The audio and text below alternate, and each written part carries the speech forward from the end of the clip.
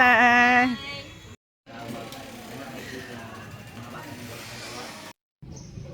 Good morning. Welcome back to the channel.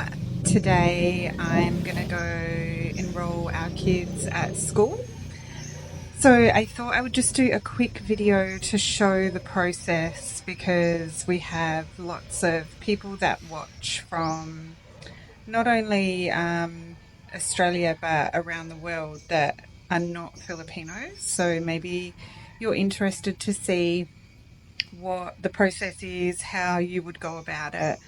And I just wanted to detail a little bit of difference in what I've noticed, I guess, compared to Australia, but maybe a little bit more in regards to like the fees and stuff like that. So, yeah, we will definitely go through some of that information if you're interested, and hopefully you can learn something from it and maybe not be so overwhelmed if you're thinking about sending your kids to a Filipino school. So, firstly, I'll just outline it's like 2025, clearly. In Australia, our children would be in year 7 and 11, which is what they started the first 6 months of 2025 in here in the Philippines. But now, from June, it's a new school year. So here they would go up to year 8 and year 12, whereas in Australia they would still be in year 7 and 11. So part of what I need to find out today is if they would just remain, because they've only done 6 months, would they just remain in year 7 and 11, or will they move up with their classes to year 8 and year 12? Because actually I love that you guys do that. You all move with the same class into each year. So I think from what my kids have said, you pretty much stay with the same class throughout high school because you all move together to the next year. And I don't know if that's because of school sizes here, but I can definitely say in Australia, your class changes every year. Like you might have one or two of the same people, or a small group, but often you're with completely new people. um, I think there is around seven to 800 maybe kids in my daughter's high school, in Hannah's high school. In the primary school that my youngest daughter Nina goes to, there's around 500. So she's only ever had maybe, 5 at the most of the same students, and there might be like 3 or 4 classes of each year level, particularly like reception, year 1, year 2, year 3. As you get a bit older, like 5, 6, and 7, you might only have like a couple of those classes per school, depending on the size of the school.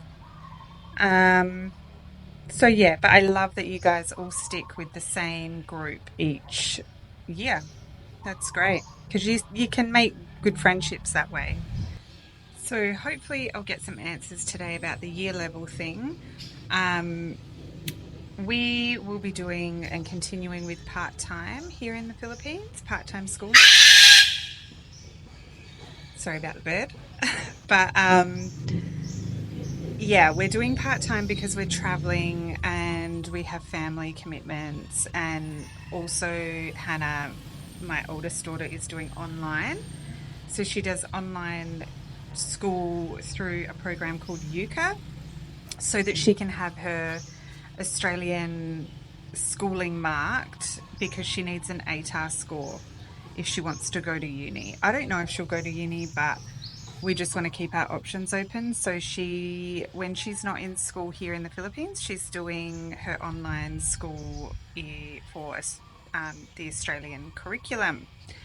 So that's been challenging as well because it's different. It's very self-paced. You obviously have to self-motivate yourself to do all your learning, which she's never done before. She's always in a class environment and given a timeline, and teachers keep you on track and stuff like that. So that has also been different for her this year. But she's doing pretty well, and yeah, she just asked me for some help when she needs it.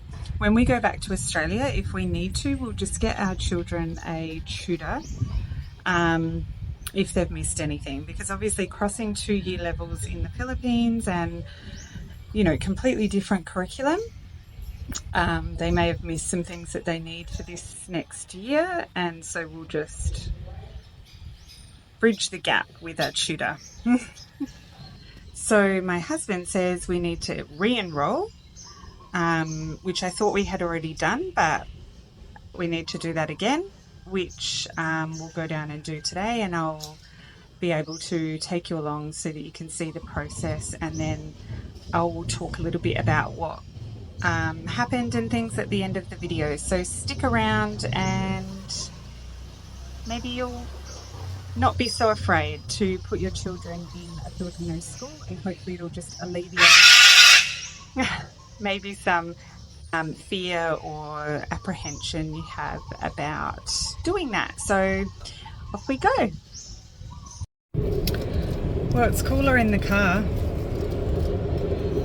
Good news though, power's back on. Earlier than expected. They're getting fixed at generators. Yeah, the generator that we have at this house is broken, but it's being fixed apparently. But that doesn't matter now because the power's on. So off we go to school enrollment. Here we are. It's all happening.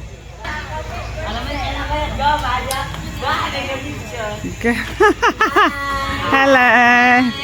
What are you practicing? School dance. Yes, like that. Very good. I want to see when you perform. There's When you perform. Oh, you had a haircut.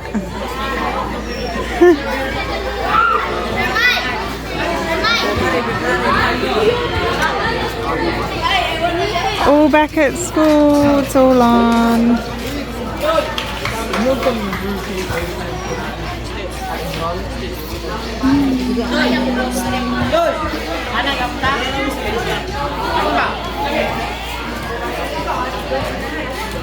Canteen. It's happening at the canteen.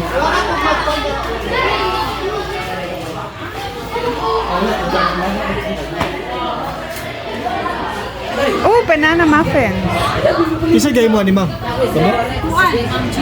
Snacks.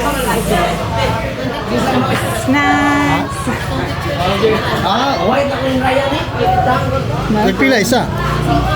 5. So good.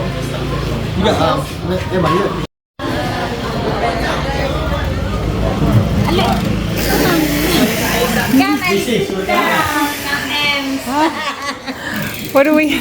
We're all in here doing business.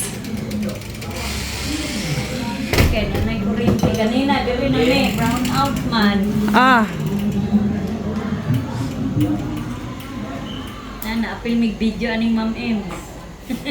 This is a new process for me. So you have to enroll every year, Jade? Yeah. Like we don't really enroll every year. Interesting. It's like a garden in here. I-text man ako ah. I-text or i-chat? I-chat.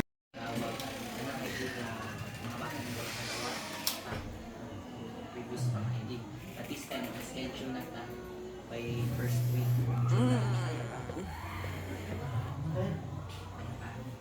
Okay, ako ipa-special pa yun na. Ano mag-good say guys? Katang mag-good siya. First of July. Ano siya mag-schedule nila sa ID. Wala pa ng school. Pero, Not sure how we'll manage this because we have been doing part-time, not a full school week, so I think they're just trying to work out how that would work this year. Okay, so we're back. Gosh, it's hot. So yeah, we met with the principal and we basically just explained, which he was already aware of, explained that we want to do part-time, and that we, the whole crossover for the year level situation. He's just asked us to supply our reports from last year, 2024, for our children, just so they can submit them to the education department. And basically that's it. So we're going to hear that. Just as a side note, that bird wants to either be squirted with water or wants its coconut. That's why it squawks like that.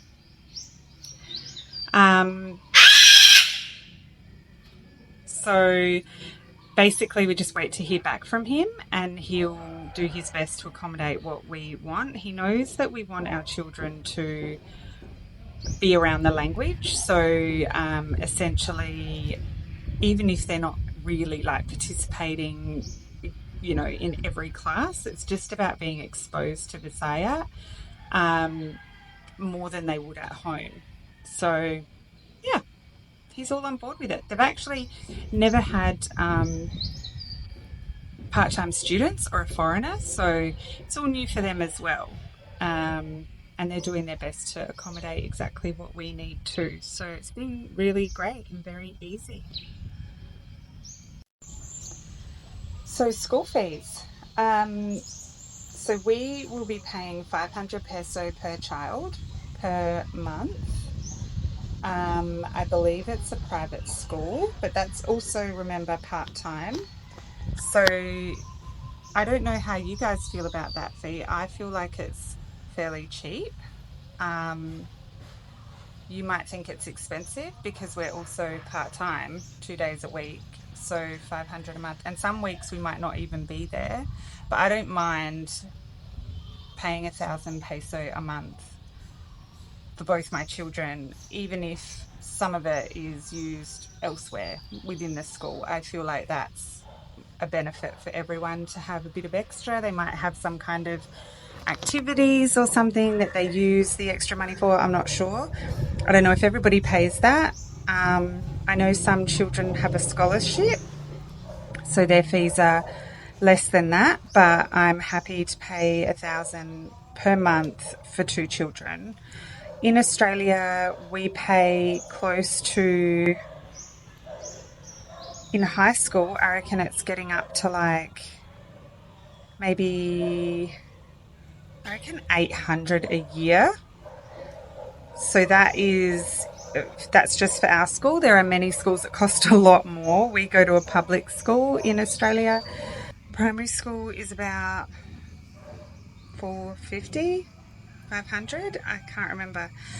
But I do want to say we get a discount on school fees recently since COVID, I think. They brought in, I reckon it's like a reduction of maybe $150 to $200 on the annual school fee as a cost of living like incentive, I guess. It's state government, so like it would be provided by your like barangay basically as a incentive to will keep your children in school and to pay the rest of the fee to the school rather than not paying at all, or taking your children out of schooling maybe, which is actually illegal, I think, but people do it, I guess. But yeah, so I would say in total we would spend about, for 3 children, about 2,500 Australian dollars. I'll convert that on the screen. Per year for 3 children. And then, so here it is a lot less, but we also have everything included. We don't pay for photocopying and stuff like that like you do here in the Philippines. It's all part of the material and services charge that you pay with your total school fees in Australia. So it's very convenient because we don't have to take our things out of school to photocopy it. They would just use the photocopier at school most of the time. there's definitely things they would need to pay for. Sometimes if they do like a project or something like that, we might have to get supplies for that, and that would be on top of our school fees. But, you know, same here with uniforms. Like it's all uniforms are separate cost in Australia as well. School time here and Australia is very different. You guys start at so early. I think what, 7, 8. We don't start till like 8:50, 9 o'clock. We finish at around 3 o'clock. Not every school is the same. Might be a 10-minute difference here and there. Um, and we do not go home at lunchtime. You guys go home at lunchtime, which has its benefits as well. Like it's good because they can come home, you can make sure they've eaten and things like that. Um, and you get what, an hour? I think we get close to an hour for lunch, but we don't go home. And the end of the school day is around 3, and you guys finish at 4. So you have a much longer day than we do in Australia, and far less movement throughout classrooms and things like that. So that's a big difference. The early start was very difficult for my children to start doing when they came here. They were like, wow, this is just so early.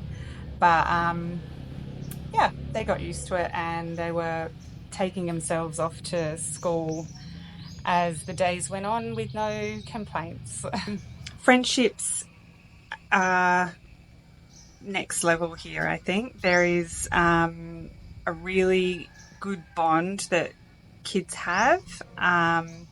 So I think they're really enjoying the friendship side of school here because people are so supportive. Other students are so supportive of my kids at that school, helping them wherever they can.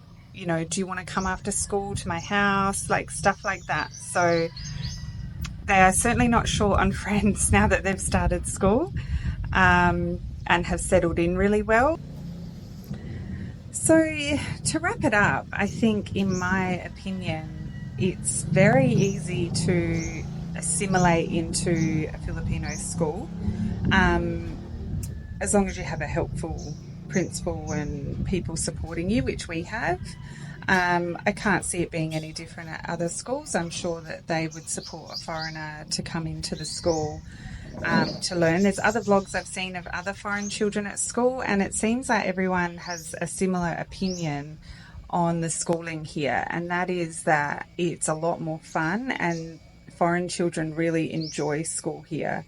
I don't know if that's just because it's a new thing, a new experience, but my children have certainly really enjoyed school here. They've said it's a lot more relaxed. It's not as, I guess, timings like refined. An example my daughter gave me was that they get in trouble if they're late to their next class, but sometimes it's because the teacher from the previous class has held them back for a couple of minutes or something like that. And so that movement between classrooms is really out of their control in some sense, but they they find that they're often, rushing between classes and things. So it's really not a overwhelming process or difficult to arrange. It's very easy to arrange.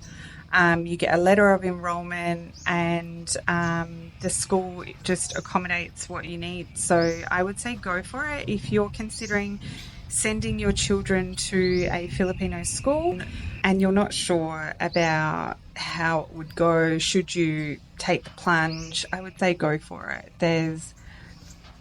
It's an experience your kids will never get anywhere else, so why not just give it a go? If you're thinking of moving here, we're considering online schooling.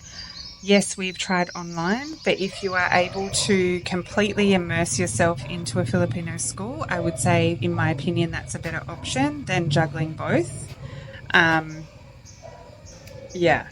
because the benefit of going to a foreign school will far outweigh the online stuff. So if you have any questions about it, let me know in the comments. I'm by no means a professional at this, but yeah, I can try to answer anything that you might want to know or anything like that. It's definitely a worthwhile adventure, and your children will thank you for it when they are older. My children are already like so thankful that they've had this experience. So go for it and give it a go.